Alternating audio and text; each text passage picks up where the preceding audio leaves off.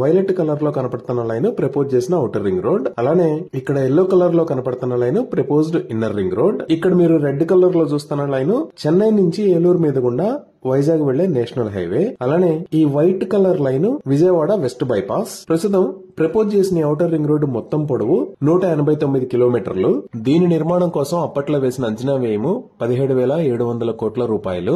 ఈ outer ring road అనేది Agiripalli, Telaprolu, Kankipadu, Munnangi, Narakoduru, పోతూర్, Mandapadu, Muthayipalem, Kanchikacherla, గంగినేనిని connect చేస్తుంది. ఈ ఔటర్ రింగ్ రోడ్ ని 6+2 line access controlled express way లాగా ప్రపోజ్ చేశారు. దీని నిర్మాణాన్ని 3 భాగాలుగా అలానే 11 ప్యాకేజీలుగా విభజించారు. మొదటి భాగం కంచికిచెర్ల దగ్గర నుంచి పోతూరు దాకా 63 కిలోమీటర్లు. దీనికోసం కృష్ణానది పైన 3 కిలోమీటర్ల పొడవైన వంతెనను కూడా నిర్మించాల్సి వస్తుంది. రెండవ భాగం పోతూరు నుంచి పొట్టిపాడు దాకా 65 కిలోమీటర్లు. దీనికోసం కూడా కృష్ణానది పైన ఒక వంతెన నిర్మించాల్సి వస్తుంది. ఈ వంతెన పొడవు 4.8 కిలోమీటర్లు. మూడో భాగం పొట్టిపాడు దగ్గర నుంచి కంచికిచెర్ల దాకా 53 కిలోమీటర్లు. దీనికోసం కొండూరుకు సమీపంలో ఒక టన్నెల్ ని నిర్మించాల్సి వస్తుంది.